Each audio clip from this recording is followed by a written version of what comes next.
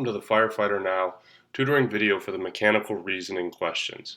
In this video I'm going to be going over about 20 or so mechanical reasoning questions, things that have to do with levers and pulleys and fulcrums and mechanical advantage and all sorts of other things like that. Now this is a subject that tends to give a lot of people a really hard time on the tests.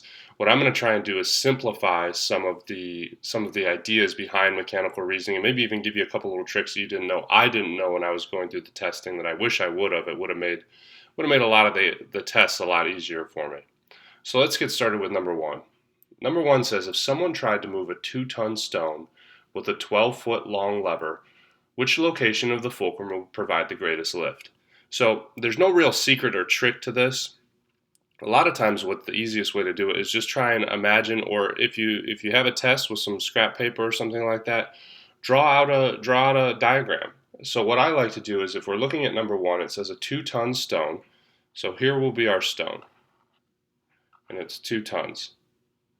And we have a 12-foot long lever. So here's our lever.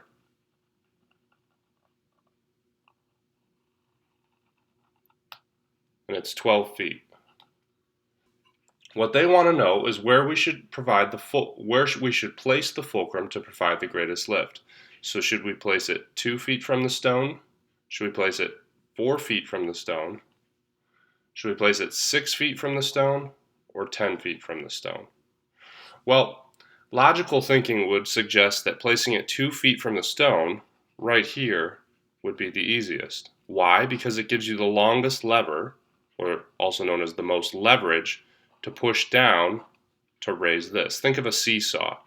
If you have all this extra room and all this extra leverage, you can easily lift something that's significantly heavier if the fulcrum is placed closer to it than further away. So for number one, the answer is going to be A. 2 feet from the stone would be the location of the fulcrum to provide the greatest amount of lift. Let's take a look at number two. Number two asks, examine the diagram below. How much effort would be required using this set of pulleys to lift the 1,500-pound weight? Now, questions with pulleys and how much weight and mechanical advantage, when it comes to that, I can almost guarantee you will get questions like this. Now, the very simple and easy way to answer these, and I didn't know this when I was taking all my tests, and I'm glad I do now so I could teach you guys, is however many pulleys there are, is for the example in question number two, you see 4 different pulleys. Divide the weight that it's lifting, so in this case the 1,500 pounds, divided by the number of pulleys. So if the weight is 1,500 pounds, we're going to divide it by 4, and that gives us 375. And that is the short and easy way to get the answer for how much effort would be required using this set of pulleys. And the same principle applies whether it's 3 pulleys, 10 pulleys, 5 pulleys, it doesn't matter. Whatever the weight that it's lifting, divide the weight by the number of pulleys, and you'll get the answer to the question. So let's try number 3. Number 3 is going to be similar to number 2 in that we're dealing with the mechanical advantage in pulleys, but it's asking something a little bit different. So number 3 says, examine the diagram below. If the cable was pulled 20 feet, how high would the crate rise? In this question, we're not very concerned about how much the crate actually weighs. What we're trying to figure out is how high it's going to rise if we pull the cable 20 feet. So when you have 2 pulleys like this and you pull for 20 feet, you're going to divide the distance that you pulled, in this case 20 feet, divided by the number of pulleys, in this case 2. So let's work this one out. So if we pulled 20 feet, is the distance we pulled, and there's 2 pulleys, we divide 20 by 2, and that gives us the distance that the crate rose. So the crate would have only rose 10 feet. So this principle goes, now this is outside of this question, but the principle stays the same. Let's say this was the exact same diagram as in question 2, and you had 4 pulleys. Well, if you would pull that one for 20 feet, let's clear this. If you pull for 20 feet and you have 4 pulleys, it's the exact same principle. You're going to divide 20 feet by the number of pulleys, and that gives you the distance that the crate rose. So for questions like this where it's asking how high the weight or the crate or whatever it's lifting was lifted, divide the number of feet you pulled by the number of pulleys, and that will tell you exactly how high the crate rose. Let's try number 4.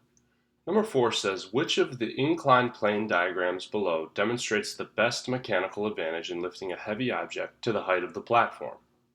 Now, remember what I said at the beginning of this? Some of these you just have to use logic and think your way through. Now, I'm sure there's a mathematical formula to figure it out, but the easiest way to approach questions like this is just to work them through logically. So if we look at choice A, let's clear this page out. Choice A has the platform and then a slope that's 30 feet. So it's a pretty gentle slope. Choice B also has the platform and it's also a 30-foot slope, but it reaches to the top of the platform. Choice C has the platform and a shorter slope, but it reaches to the top. And this one's only 20 feet. And then choice D is just the platform. So the easiest way for me to approach these, and hopefully this works for you as well, is to just kind of think it through logically. Choice A is a pretty gentle slope that's 30 feet. Think of it like walking up a mild incline or a very slight hill if you're walking down the sidewalk or walking up the street. But when you get here, to get it to the point of the platform, you have to go straight up and over. So while this is a gentle platform, it might not be the best mechanical advantage. Choice C takes you all the way to the top of the platform, but it's a shorter slope, so it makes it more steep. Think of it like walking up a sharp incline or walking straight up a hill. It makes it a lot more difficult. Choice D is there is no slope. You just have to get it straight up and over onto the platform. Choice B would be the correct answer in this one. Why? Because it takes you all the way to the top of the platform, and it's the longest and I guess you could say most gentle slope of all of the choices given. So the answer here, as far as what demonstrates the best mechanical advantage, would be B, because it's the longest and gentlest slope and it takes you all the way to the top of the platform without you having to lift it straight up there. Number 5 says, examine the diagram below. What is the mechanical advantage of the inclined plane? So in the last question, it didn't give us the height of the plane that we were, or the platform that we were trying to bring the object up to, but in this question it does. So in this question, the platform is 10 feet high, and our slope, or our incline, is 25 feet. So what is the mechanical advantage of taking an object up that platform, or I'm sorry, up that ramp, as opposed to just lifting it straight up the 10 feet up onto the platform? So this is also just going to be a very simple mathematical equation. All you have to do is take the distance of the ramp, in this case 25 feet, and divide it by the height of the platform, by 10. So in this case, 25 divided by 10 equals 2.5. So our mechanical advantage is 2.5 to 1. Said another way is, for every foot that we go up of that 10-foot platform, we have 2.5 times the advantage by using that ramp. So hopefully that simplifies it a little bit. Just divide the distance of the ramp divided by the height of the platform to give yourself or find out the mechanical advantage. So let's move on to number 6. Now number 6 is going to be a little more difficult and a little more involved than the other problems, but it's certainly nothing we can't do as long as we have the formula. So number 6 says, if a 510-pound drum of hydraulic fluid is being loaded into the back of a truck by rolling it up an inclined plane, how much effort would it require? The truck bed is 4 feet above the ground and the ramp is 30 feet long. So like I said, it seems a little more involved, but as long as we have our formula, which in this case is resistance times height, so R times H, is equal to force, F, times length, it makes it a lot easier. So now that we have this formula, all we have to do is plug in the numbers. So if we look back at the problem, the resistance is 510. It's a 510-pound oil drum. Times the height's going to be 4 feet because that's the height of the truck bed. So 510 times 4 equals F, which is what we're trying to figure out. Well, how much force do we need to exert on this oil drum to get it up there, times L, which is the length of the ramp, which in this case, if you look at the problem, is 30. So now that we have our formula, all we have to do is solve for F. So 510 times 4 equals 2,040. Now I'm not going to take the time to work out each of these math problems by hand, but we'll just give you the final answer. So 510 times 4 equals 2,040, which in this case is F times 30. So now, to solve for F, we're just going to divide 30 on both sides, and 2,040 divided by 30 equals 68. So in this case, the force that we're going to have to use to roll this 510-pound oil drum up a 30-foot incline to a 4-foot high truck bed will be 68 pounds of force. Now, if for some reason any of that's confusing, feel free to rewind and watch it again. But as long as you have your initial formula, it makes these types of questions so much easier.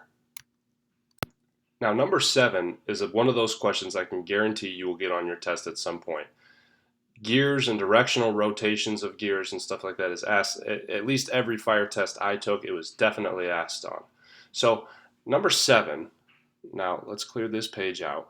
Now you can see on your worksheet how it has the actual gears, and I'm not going to redraw each gear, but I'm just going to draw circles to represent the gear. So we have, this will be gear number 1, here's gear number 2,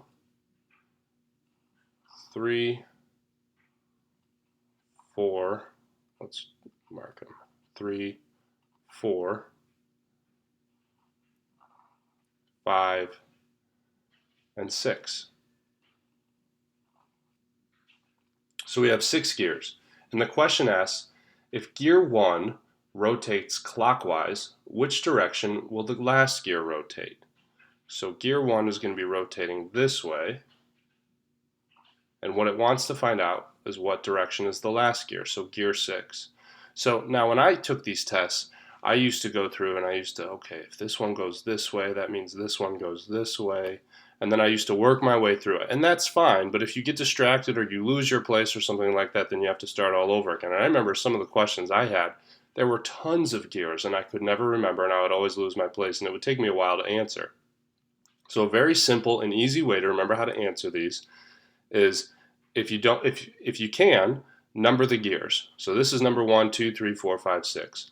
All of the odd number gears are going to be going the same way, and all of the even number gears will be going the same way. So in this case, the question asks, if gear 1 rotates clockwise, which direction will the last gear rotate? So if number 1 is going clockwise, number 6, which is an even, will be going counterclockwise. So the answer is the last gear will rotate counterclockwise. And if you want to check yourself, you can do it the old school way like I used to. So if gear 1 is going this way, this means gear 2 is going to be going counterclockwise, which is going to make gear 3 go clockwise, which will force gear 4 to go counterclockwise. 5 will be going clockwise, and 6 will be going counterclockwise. So just remember that simple rule. All the odd number gears will be going the same direction, and all of the even number gears will also be going the same direction. Number 8 says, if gear A has 60 teeth and the connected gear B has 15 teeth, which of the following is true? For every rotation of gear A, gear B will rotate 5 times. For every rotation of gear B, gear A will rotate 2 times. For every rotation of gear B, gear A will rotate 3 times. Or for every rotation of gear A, gear B will rotate 4 times. So this one's fairly simple. I'm not going to draw out an entire gear, but I'm just going to use circles to represent them. So gear A has 60 teeth, which means that's probably a pretty good size gear. So there's 60 teeth in gear A. Gear B only has about 15 teeth. So 15 for B. So if you look at the numbers 60 teeth and 15 teeth, Gear A is exactly 4 times bigger than gear B. How do I know? 15 times 4 is 60. So look at letter A, the first option. For every rotation of gear A, gear B will rotate 5 times. So every time this gear A makes one full rotation, gear B will make 5 full rotations. Okay, it's possible, but let's take a look at letter B. For every rotation of gear B, gear A will rotate 2 times. So every time B makes one full rotation, gear A will make 2 full rotations. Well, that's probably not likely because B is so much smaller than A. Let's see what letter C is. For every rotation of gear B, gear A will rotate 3 times. So again, not likely because B is so much smaller than A. If B makes one full rotation, A is certainly not going to make 3 full rotations. And finally, letter D, for every rotation of gear A, every time gear A makes one full rotation, gear B will rotate 4 times. Now that sounds like it's the most likely, and it is the correct answer. The correct answer in this case will be D, because gear A is exactly 4 times bigger than gear B. So every time gear A makes a full revolution, gear B will make 4 revolutions.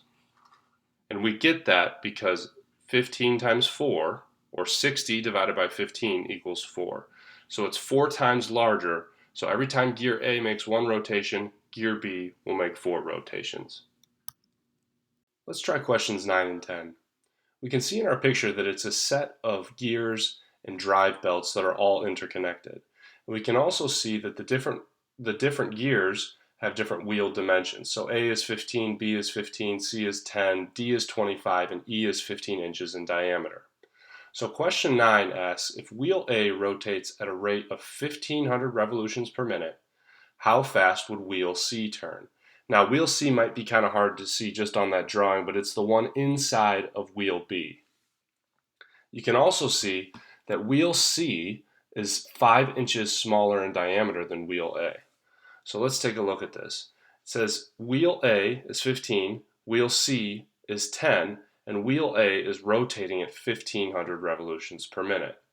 Now if you'll also notice in the picture, wheel C is inside of wheel B and they're on the same drive shaft. So even though wheel A is rotating at 1500 revolutions per minute, that means B must be also rotating at 1500 revolutions per minute. Since they're on the same drive shaft, it does not matter that C is smaller than A. Because A and B are both going 1500 revolutions per minute, that means by default, because they're on the same drive shaft, that C will also be going 15 revolutions per minute. So this one's pretty simple. If wheel A rotates at 1500 RPMs, how fast would wheel C turn? Wheel C in this case is also turning at 1500 RPMs. Now number 10 asks, if wheel A rotates counterclockwise, which of the following is true? Wheels A and D will turn the same direction. Wheel C will turn clockwise. Wheels C and D will turn counterclockwise, and wheel E will turn clockwise. So before we get started with this, it's another simple little trick that I wish I would have known when I was taking my tests is when you're dealing with belts, and let's try and draw out something similar. So this is wheel A, here's B and C, that'll be B and C, and then we have wheel D up here, which is much larger, and the belts cross one another. And then we have wheel E out here. Now, simple trick to keep in mind, that if the belts are parallel to one another, just like between A and C, or I'm sorry, between A and B, they will rotate, both these wheels will rotate the same direction. So if they're parallel, they'll rotate the same direction. Now if they cross, like between wheels C and D, they will go opposite directions. So that's good to know, and it makes it much easier. So now let's look at our options again. Option A says wheels A and D will turn the same direction. So if wheel A is rotating counterclockwise, so it's going this way, that means wheel B and C will also be turning that way, right? So wheel B and C will also be going that way. But since this belt crosses, it means wheel D is going to be going clockwise. So wheel A is going clockwise or counterclockwise, and wheel D is going clockwise. So A can't be the answer. It says wheel C will turn clockwise. Now, A and B are on the same belt, and B and C are on the same drive shaft. So that means B and C have to go the same direction. And since wheel A is already going clockwise or counterclockwise, we know that wheel C will not turn clockwise. It too, like wheel B, will go counterclockwise. So B can't be the correct answer. Option C says wheels C and D will turn counterclockwise. Again, we just discussed since B and C are on the same drive shaft, they have to go to the same direction. So we know that that's correct, that C is going counterclockwise. But since the belts between B and D cross, we already know that D is going clockwise. So C can't be the correct answer. And now, finally, wheel E will turn clockwise, our option for D. A has to be the correct answer because that's the only one we have left. And B, let's think it through. If A is going counterclockwise, that means B and C are also going counterclockwise. Now, if D, we already know, is going clockwise, and the belts between D and E are parallel, E will also be going clockwise. So the answer to this question, number 10, is going to be D. Wheel E will be turning clockwise. Number 11 asks, examine the diagram below. Assume the system is filled with water. If the pressure at point A is 210 psi or pounds per square inch, what is the pressure exerted on point B? Now I remember these types of questions always used to throw me off because I would think it would be different because of the size of the opening or the wall on A versus B. Plus, I don't know. I thought it was different. For questions like this, it's very, very simple. When you have a closed system, which you do here in question 11, a closed system, whenever there's pressure exerted, it will be the same throughout the entire system. It doesn't matter how many turns or twists or levels, like in this case there's two different levels, level A and level B. The pressure on point A and the pressure on point B will be the same because it is a closed system. Now, if for some reason, and I highly doubt that you will, if you get a question where there's an open system, now that brings in a whole lot more physics and a whole lot more mathematics, but we probably won't be going over this in any of these videos, and I highly doubt you will see a question like that. On your fire test, chances are if there's a question that has to do with PSI throughout an entire closed system, will have to do with hydrants or things like that, just remember the simple rule. If it is a closed system, if it's closed, it's going to be the same throughout.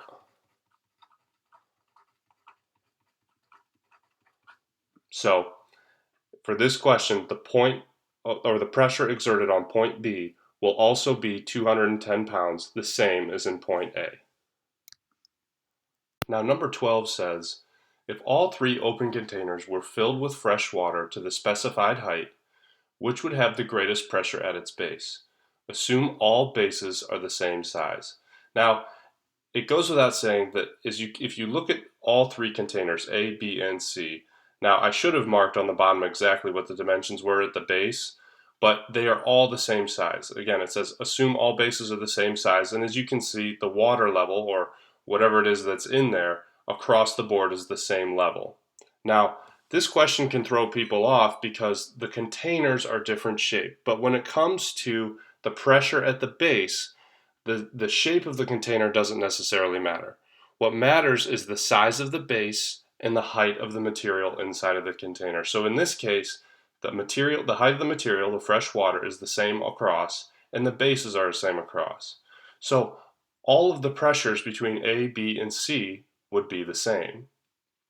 Now, if we go on to number 13, it says, if both A and B were filled with fresh water and C was filled with salt water, which of the three containers would have the greatest pressure at its base? Again, assume all bases are the same size.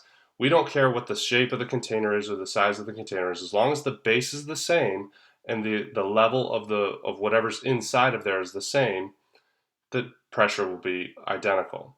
However, it says that C is filled with salt water. Salt water is more dense than fresh water. And because it's going to be more dense, that's going to mean that C is going to have a high pressure. So it's kind of a trick question, but you might get a question like that that asks you, A and B have this in it and C has this in it. Well, which one's more dense? Because whichever one has higher density will create more pressure at the base. Number 14 says, examine the diagram above. If wheel A rotates clockwise, which direction will gear E turn? So I'm going to try and draw another version of this on here. So if this is wheel A, and if you look on wheel A, down at the bottom of it, you'll see a DG. That stands for drive gear, in case you weren't sure what that meant.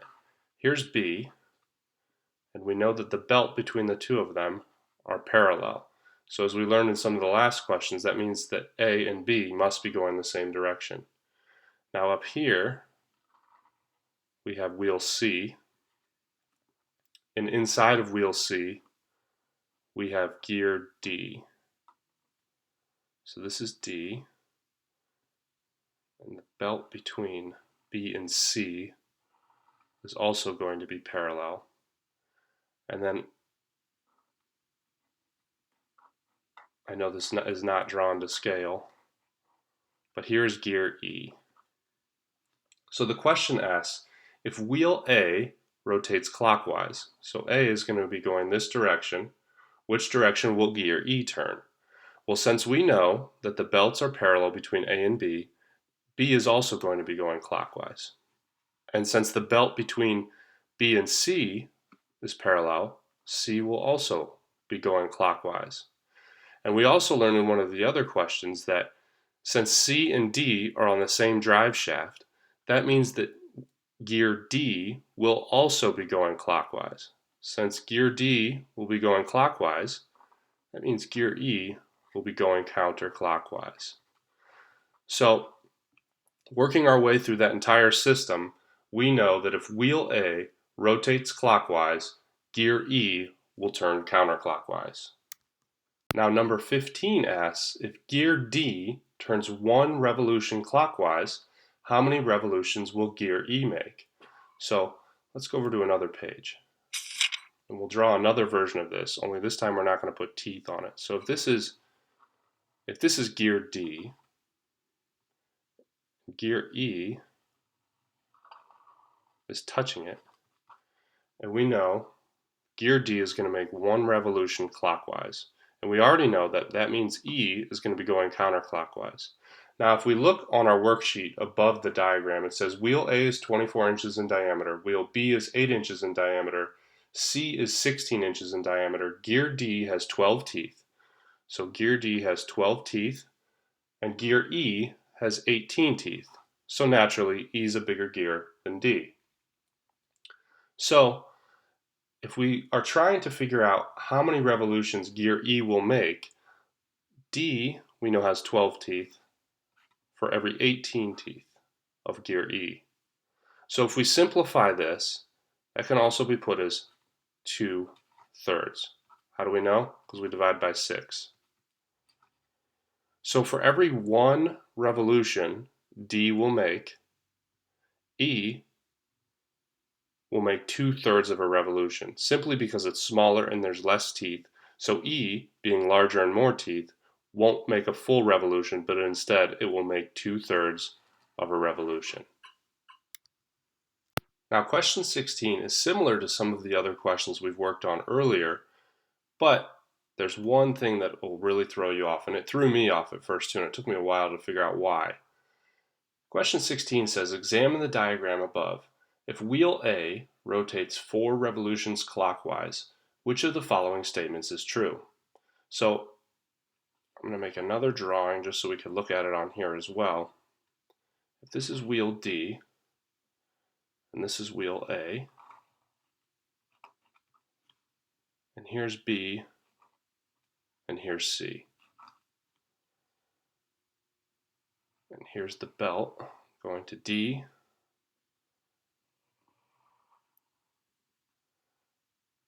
and here's the belts going to A.